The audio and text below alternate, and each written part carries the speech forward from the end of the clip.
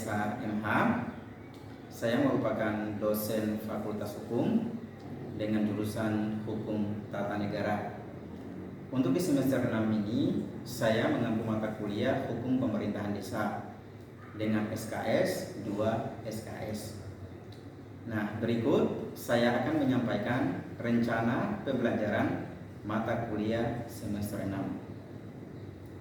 Adapun deskripsi singkat dari mata kuliah ini adalah agar mahasiswa itu bisa mengetahui, bisa mengerti, dan memahami regulasi-regulasi yang mengatur tentang desa. Dan ini sangat penting untuk dipahami karena ketika ada persoalan-persoalan yang terjadi di pemerintahan desa, ketika ada masalah-masalah yang terjadi di tengah-tengah masyarakat desa, maka mahasiswa bisa memberikan pemahaman, bisa memberikan solusi, bahkan bisa memecahkan masalah tersebut dengan regulasi-regulasi yang berlaku yang khusus mengatur tentang desa. Nah, selanjutnya, adapun rencana pembelajaran semester untuk mata kuliah Hukum Pemerintahan Desa di sini, pada pertemuan pertama itu akan membahas tentang sejarah pemerintahan desa. Bagaimana kemudian desa ini bisa terbentuk di negara Republik Indonesia dan bagaimana kemudian proses pemerintahannya. Kemudian pada pertemuan kedua adalah tentang regulasi desa, tujuan dan asas pengaturan desa. Ini diatur di dalam Undang-Undang Nomor 6 Tahun 2014 tentang desa. Kemudian kedudukan dan jenis desa untuk pertemuan ketiga.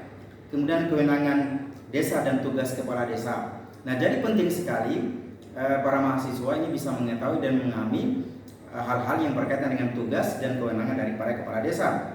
Kemudian pertemuan yang kelima, tugas dari Badan Permusyawaratan Desa yang merupakan salah satu lembaga yang ada di desa. Ini merupakan lembaga yang bisa mengontrol pemerintahan yang berlangsung di desa. Kemudian hak dan kewajiban desa dan masyarakat desa serta peraturan desa.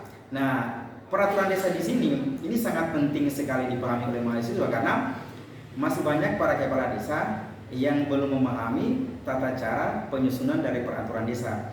Dengan mahasiswa bisa memahami tentang regulasi desa serta tata cara pengaturan, tata cara penyusunan peraturan perundang-undangan, maka mahasiswa juga sudah bisa memahami dan mengetahui bagaimana kemudian tata cara penyusunan peraturan kepala desa.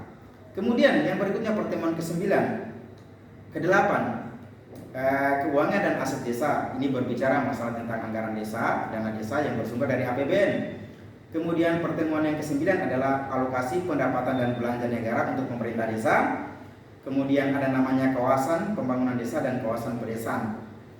Kemudian ada kerjasama desa, kemudian tuntunan khusus desa, kemudian pembinaan dan pengawasan pemerintah pusat terhadap pemerintah desa, kemudian evaluasi efektivitas perkuliahan hukum pemerintah desa. Nah, dari serangkaian yang disampaikan tadi di RPS ini, itu sudah include dengan ujian tengah semester yang berada pada di pertemuan ke-8, dan sedangkan untuk ujian akhir semester itu berada pada pertemuan yang ke-14. Nah, selain itu, selain mengatur rencana pembelajaran semester dari Hukum Pemerintahan Desa, saya sebagai pengampu mata kuliah juga itu menyampaikan tentang syarat kelulusan mata kuliah Hukum Pemerintahan Desa yang lebih dikenal dengan istilah kontrak perkuliahan. Nah, adapun kontrak perkuliahan yang menjadi syarat kelulusan dari mahasiswa adalah yang pertama adalah kehadiran. Itu sebesar 15%. Kemudian UTS atau ujian tengah semester itu sebesar 25%. Kemudian UAS, ujian akhir semester itu adalah 40%. Etika itu adalah 10%. Kenapa kemudian di sini memasukkan etika atau sikap di sini? Karena sesuai dengan ciri khas dari Unidayan dan Fakultas Hukum adalah akhlak dan budaya Buton. Kemudian selanjutnya adalah tugas, itu sebesar 10%. Nah, inilah merupakan syarat-syarat kelulusan dari mata kuliah Hukum Pemerintahan Desa yang lebih detail dan kontrak perkuliahan. Demikian penyampaian saya terkait masalah rencana pembelajaran semester. Assalamualaikum warahmatullahi wabarakatuh. Assalamualaikum warahmatullahi wabarakatuh. Waalaikumsalam warahmatullahi wabarakatuh. Jadi sebelum kita masuk materi, alangkah baiknya saya memperkenalkan diri dulu secara secara langsung kepada adik-adik mahasiswa, karena masih banyak mahasiswa belum kenal atau tahu nama dosennya, ya. Nah, jadi nama lengkap saya itu Nasrin SH MH. Konsentrasi untuk jurusan di hukum itu adalah hukum tata negara. Jadi hukum pemerintah desa ini terkait dengan hukum tata negara. Nah, kemudian ini hari kita masuk pada pertemuan yang kedua. Sesuai dengan RPS yang ada di mata kuliah hukum pemerintah desa, di mana di situ luaran dari mata kuliah ini adalah agar mahasiswa itu bisa mengetahui regulasi tentang peraturan desa atau hal-hal yang mengatur tentang desa. Kemudian bisa mengetahui tujuan dan asas pengaturan desa. Nah, jadi kalau mahasiswa sudah bisa memahami ini, ketika mahasiswa itu berada di tengah-tengah masyarakat, khususnya ketika berada di pemerintah desa, maka bisa memberikan masukan-masukan terhadap pemerintah desa, terkait masalah apa yang sudah dipahami selama dalam proses perkuliahan. Nah, sekarang kita masuk pada regulasi peraturan desa. Jadi sebelum berlakunya undang-undang nomor 6 tahun 2014 tentang desa, itu sudah ada undang-undang yang berlaku. Jadi undang-undang nomor 6 tahun 2014 tentang desa merupakan penyempurna dari undang-undang yang sebelumnya. Jadi sebelum undang-undang nomor 6 tahun 2014 itu berlaku tentang desa ini, ada namanya Undang-Undang nomor 22 tahun 1999. Undang-Undang nomor 22 tahun 1999 ini tidak spesifik mengatur masalah pemerintah desa. Dia tidak spesifik mengatur tentang pemerintahan desa. Dia mengatur tentang pemerintahan daerah, tetapi juga dimuat ketentuan-ketentuan atau peraturan-peraturan yang mengatur tentang desa. Makanya kemudian dibuatkanlah peraturan pemerintahnya tentang masalah desa, yaitu nomor 72 tahun 2005. Nah, setelah itu setelah dievaluasi dan dipelajari serta adanya program pemerintah tentang penyaluran dana desa, maka dibuatlah ketentuan Undang-Undang Nomor 6 Tahun 2014 tentang desa yang khusus mengatur tentang pemerintahan desa. Jadi sudah ada regulasinya, sudah ada regulasinya, tetapi saat itu belum diatur secara spesifik. Nanti kemudian berlaku Undang-Undang Nomor 6 Tahun 2014 tentang desa, baru diatur secara spesifik apa itu desa. Nah, sebelum kita lanjut pada pembahasan berikutnya, saya ingin tanya dulu, menurut adik-adik yang mahasiswa yang Anda pahami, apa sih yang dimaksud dengan desa dan apa yang dimaksud dengan pemerintah desa? Desa adalah kesatuan masyarakat hukum yang memiliki batas-batas wilayah yang berwenang untuk mengatur dan mengurus kepentingan masyarakat setempat berdasarkan asal-usul dan adat istiadat setempat yang diakui dan dihormati oleh sistem pemerintah negara kesatuan. Kalau pemerintah desa? Pemerintah desa itu adalah yang menjalankan yang mengatur dan menjalankan pemerintahan desa. Silakan. Mungkin ada tambahan sedikit untuk penjelasan dari pemerintahan desa.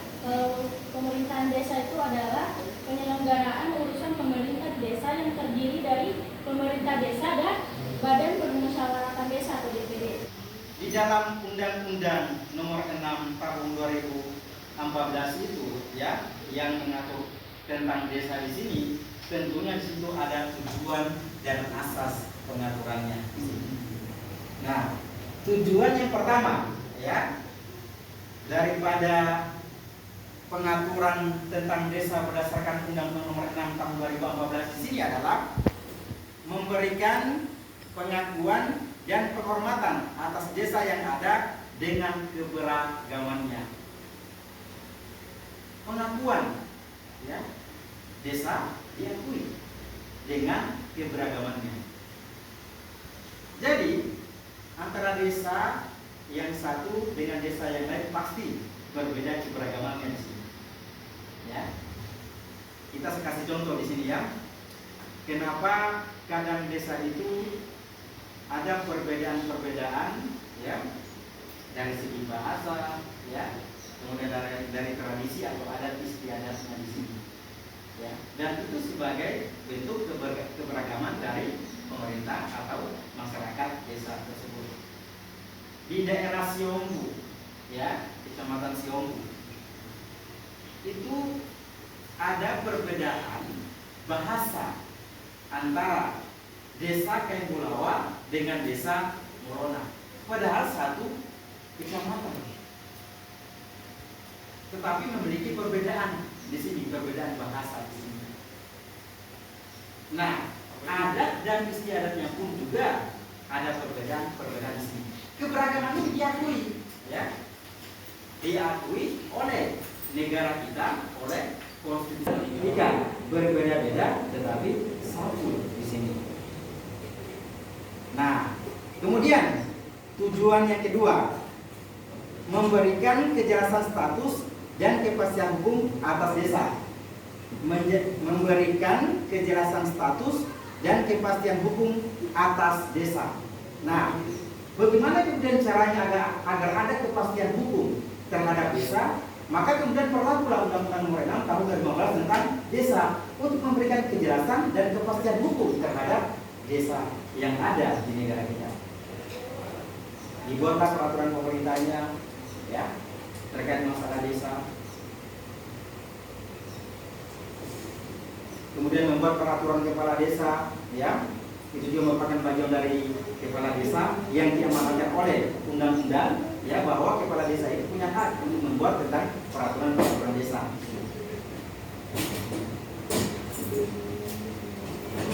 Jadi sebenarnya menarik, ya, mata kuliah hukum pemerintahan desa ini sangat menarik sekali, ya.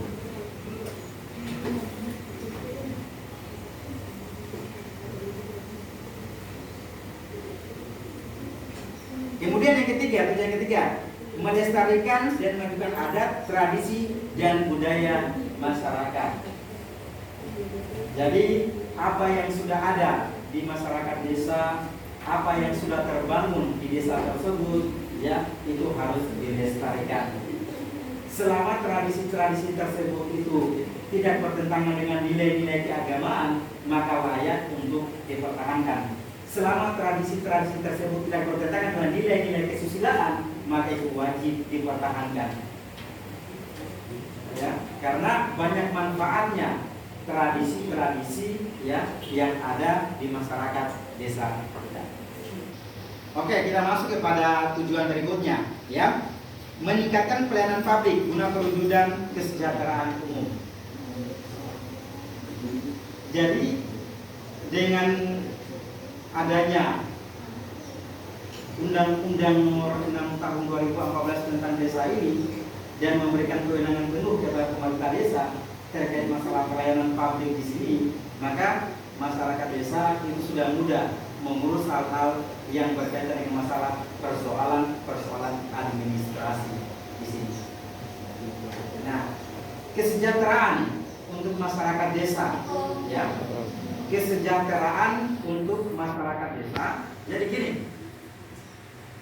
kesejahteraan untuk masyarakat desa di sini, ya, ini terkait dengan masalah program-program pemerintah desa, ya, dengan memanfaatkan bantuan pemerintah dalam bentuk dana desa yang diperuntukkan untuk kesejahteraan masyarakat desa di sini.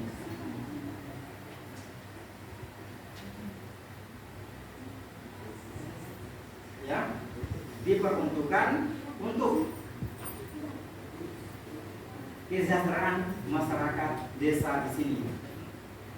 Penting kontrol dari masyarakat, ya, terkait masalah program pemerintah yang memanfaatkan dana desa untuk kesejahteraan masyarakat desa. Kenapa?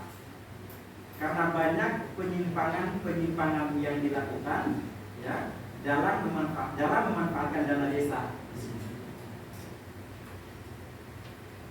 Dana desa yang harusnya diperuntukkan untuk kepentingan masyarakat desa digunakan untuk kepentingan pribadi. Dan itu banyak terjadi. Makanya kontrol masyarakat itu sangat penting terkait masalah ini. Tujuannya sebenarnya cuma satu, untuk kesejahteraan masyarakat desa tersebut. Oke, mungkin sampai di situ, ya. Saya memberikan kesempatan kepada adik-adik mahasiswa untuk mengajukan pertanyaan terkait masalah mata kuliah kita hari ini tentang pemerintahan desa. Ya, silakan. Bagus, mungkin sebut nama, ya, namanya siapa, kemudian silakan diajukan pertanyaan. Assalamualaikum warahmatullahi wabarakatuh. Waalaikumsalam. Kemudian perkenalkan, nama saya Fatul Wahyu. Yang ingin saya tanyakan tadi Pak mengenai pemaparan Bapak adalah partisipasi masyarakat. Nah, saya ingin tanyakan di sini Pak, bagaimana cara kami sebagai mahasiswa untuk mengajak masyarakat berpartisipasi dalam mengawasi dana desa, serta seberapa pentingnya peran kami sebagai mahasiswa dalam kepemerintahan desa ini Pak. Dan juga yang saya mau tanyakan, bagaimana tanggapan Bapak tentang pemerintah desa yang seakan-akan berusaha menutupi dari masyarakatnya Pak. Jadi sebelum saya jawab itu, saya tanya dulu domisilinya di mana? Di Bawah Pak. Bawah. Jadi gini, partisipasi masyarakat di dalam pemerintah desa, khususnya yang terkait dengan masalah pengawasan penggunaan dana desa atau proses pemerintahan desa di sini, tidak memandang siapa dia, statusnya apa, selama dia terkait dengan pemerintah desa tersebut, maka dia punya hak untuk melakukan pengawasan terhadap berjalannya sistem pemerintahan desa, apalagi yang menyangkut masalah pengelolaan dana desa. Karena dalam hal pemberantasan tindak pidana korupsi kan bukan cuma tugas dari KPK, kepolisian dan kejaksaan, yang merupakan bagian dari tugas dari masyarakat untuk melakukan pengawasan. Ketika ada bukti-bukti, itu segera dilaporkan kepada pihak-pihak penegak hukum. Itu yang pertama, ya. Jadi wajib, ya, untuk melakukan pengawasan terhadap pemerintah desa. Nah, kemudian, ya, dalam bentuk apa partisipasi itu kan yang harus kami lakukan terhadap pemerintah desa di sini. Ketika Anda sudah memahami apa yang menjadi tugas dari kewajiban kepala desa, kemudian apa menjadi tugas-tugas dari lembaga-lembaga yang ada di desa, kemudian Anda paham tentang bagaimana cara membuat dan menyusun peraturan desa, maka ini, ya, bisa disampaikan kepada pemerintah desa sebagai bentuk partisipasi Anda di sini. Misalnya kepala desanya belum paham membuat, atau badan perwakilan desa yang bersama kepala desa belum paham bagaimana sih cara atau proses pembuatan tentang peraturan desa di sini. Anda paham sebagai masyarakat desa di situ kan? Kemudian Anda memberikan masukan, sumbangsi pemikiran terkait masalah pembuatan peraturan desa tersebut. Nah, itu merupakan wujud dari partisipasi Anda sebagai masyarakat desa di sini, yang dalam asas itu dikatakan bahwa ada partisipasi, ya, di dalam sistem pemerintahan desa. Kemudian masalah sistem pemerintahan desa yang terkesan tertutup di sini, ya. Pertanyaannya adalah dalam hal apa sampai sehingga ada sistem pemerintahan desa yang dijalani terkesan tidak transparan atau ditutup di sini. Nah, itu tidak boleh, ya, itu tidak boleh, ya.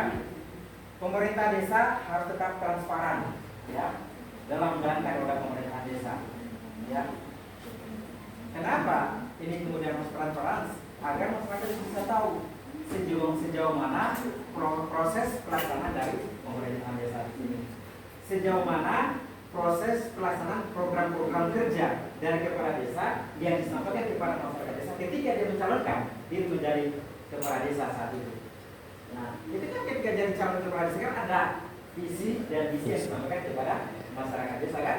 Nah, itulah kemudian yang dikontrol oleh masyarakat bahwa sejauh mana proses atau pelaksanaan dari visi misi atau program kerja yang disampaikan oleh calon kepala desa satu sampai dia terpilih menjadi kepala desa untuk kepentingan masyarakat. Dan itu kita dilakukan dalam partisipasi tadi itu ya bagian dari asas pengaturan tentang pemerintah desa. Itu salah satu partisipasi Anda sebagai seorang mahasiswa. Oke, pertemuan kita cukup sampai di sini. Terima kasih atas kerjasamanya. Assalamualaikum warahmatullahi wabarakatuh. Waalaikumsalam.